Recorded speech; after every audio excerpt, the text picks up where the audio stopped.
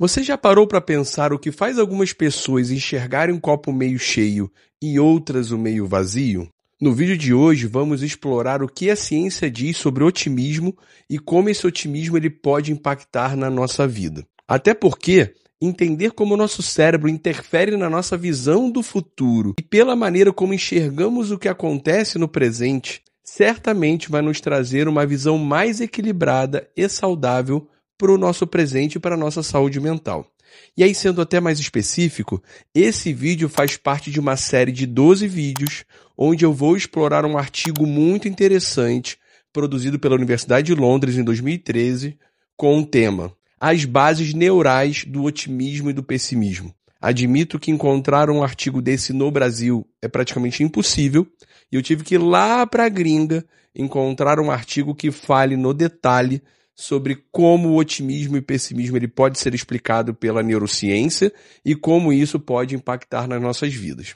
E no vídeo de hoje falaremos sobre o que é o otimismo e introduziremos essa base neural desse fator cognitivo tão importante para as nossas vidas. E para ficar de uma maneira didática, eu vou separar esse vídeo de hoje em partes. Então, a primeira parte será sobre o que é o otimismo segundo esse artigo. Basicamente, o otimismo é uma maneira como nós enxergamos tanto o presente, a qualidade desse presente, como as coisas que estão por vir.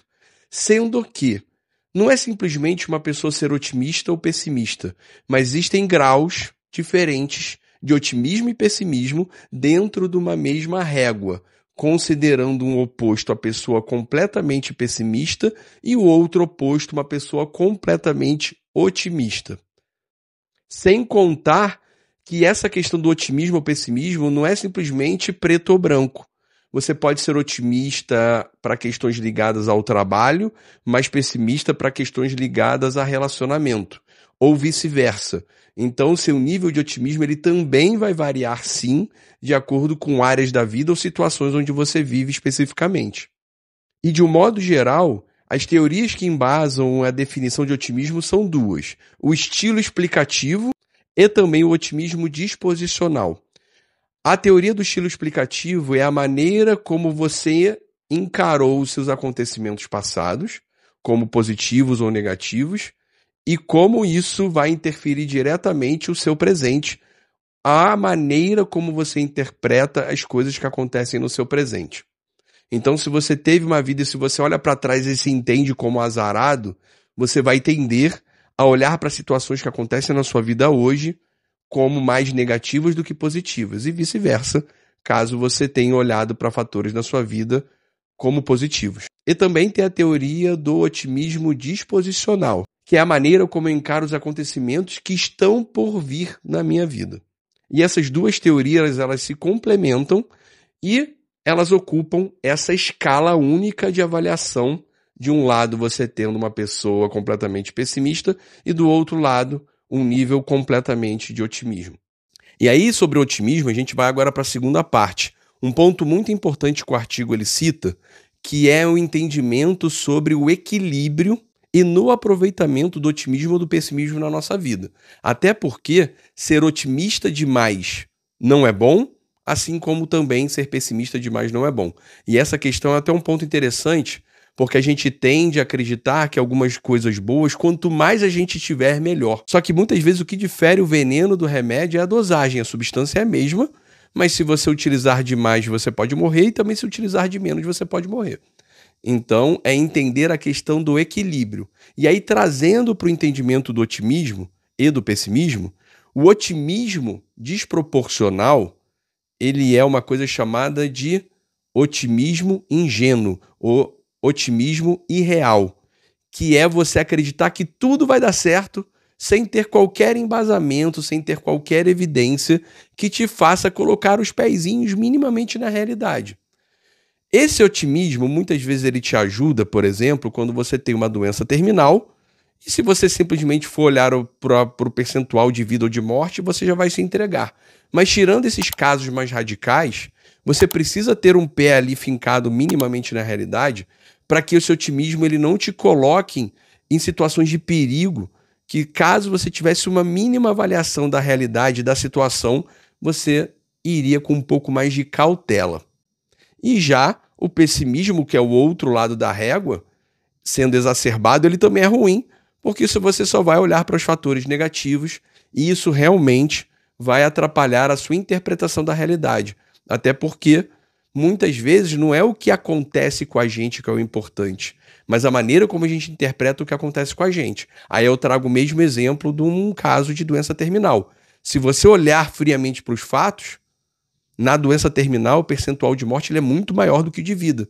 Então, se você for levar ali a ferro e fogo os números, você já vai se entregar desde o primeiro momento. E aí você nem vai fazer com que fatores biológicos do otimismo interfiram positivamente no desenvolvimento da sua saúde.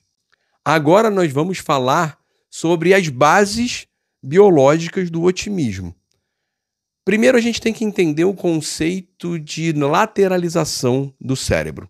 Entender que, primeiro, o cérebro ele não tem só funções específicas, ele tem lá suas funções específicas, mas o cérebro ele funciona como uma estrutura só, que ela se interliga e ela se conecta, tendo ali funções especializadas, mas ainda assim como um todo, e assim ele se adapta e funciona da melhor maneira possível.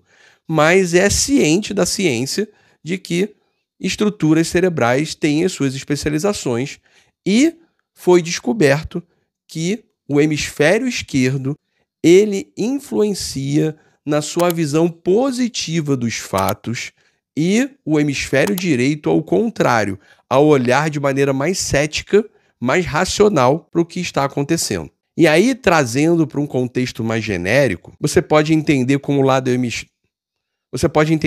esquerdo do cérebro mais ligado à proatividade e à linguagem, e já o lado esquerdo ele está mais ligado à questão racional, que está muito ligado a modos inibitivos, como, por exemplo, ali da função executiva da inibição, e também com o lado da racionalidade. E aí, só para te dar uma evidência, um exemplo de como isso acontece e como isso foi avaliado, foi feito um estudo científico onde eles fizeram estimulações transcranianas contínuas. E ao estimular o lado esquerdo do cérebro, eles perceberam que as pessoas tendiam a ver cenas ameaçadoras como menos ameaçadoras do que outras pessoas que não tinham esse lado estimulado ou que tinham o lado direito estimulado. Então, as mesmas imagens eram mostradas para aquelas pessoas e as pessoas que tinham o lado esquerdo estimulado, elas viam aquelas imagens como menos ameaçadoras do que pessoas que ou não eram estimuladas ou que foram estimuladas pelo lado direito, que é a base do pessimismo. E aí, esse estudo ainda complementou que quando você tem o lado direito estimulado, várias informações que na primeira parte da estimulação, que foi no lado esquerdo, que eram ameaçadoras e passaram despercebidas, nesse segundo momento as pessoas não conseguiram ignorar e elas realmente davam uma maior ênfase a fatores negativos quando esse lado esquerdo ele vinha sendo estimulado. E esse artigo ele é interessante que ele cita inúmeros outros estudos que comprovam esse achado científico, ao ponto de, se você ouvir ou ver informações com o seu lado direito, ou seja, o que você capta pelo seu lado direito, eu não sei se você sabe, é processado pelo lado esquerdo do cérebro, e o que você capta pelo lado esquerdo do seu corpo é processado pelo lado direito do seu cérebro. Então, se você captar mais informações pelo seu lado direito, você vai tender a ver essas informações de maneira mais positiva do que quando você capta pelo lado esquerdo, e aí acaba sendo processado pelo hemisfério direito, que, como a gente viu, ele está ligado a controles inibitórios. E como eu te falei, esse vídeo é o primeiro vídeo de uma série de 12 vídeos, onde nós aqui do Felicidade Científica, nós mostraremos como o otimismo ele pode ser explicado pela neurociência, inclusive te dando maneiras de desenvolver mais otimismo e inferiorizar o impacto do pessimismo na sua vida, para que você realmente consiga desenvolver bem-estar. Até porque nós do Felicidade Científica somos o seu canal de bem-estar, felicidade e psicologia positiva aqui no YouTube, e nós temos a missão de te desenvolver bem-estar e de fazer uma pessoa mais feliz, mas com conhecimento científico. E até por isso, Eu acho que pelas informações que eu já te dei e pelo que eu estou te prometendo, eu já mereço o like no vídeo e a inscrição aqui no canal, não é mesmo? Até porque eu acho que você não vai querer perder esses 12 vídeos e muitas outras surpresas que estamos fazendo tanto aqui no YouTube quanto lá no Instagram. E por fim, hoje a gente já aprendeu com esse vídeo, primeiro, as definições de otimismo e uma introdução sobre como funciona essa questão da lateralização do cérebro e como o nosso cérebro processa questões otimistas ou pessimistas. E nos próximos vídeos, nos próximos 11 vídeos, nós te explicaremos no detalhe como essa questão funciona, citando vários artigos científicos. Inclusive, se você quiser ter acesso ao artigo que nós embasamos para essa nossa série de vídeos, ele se encontra aqui na descrição.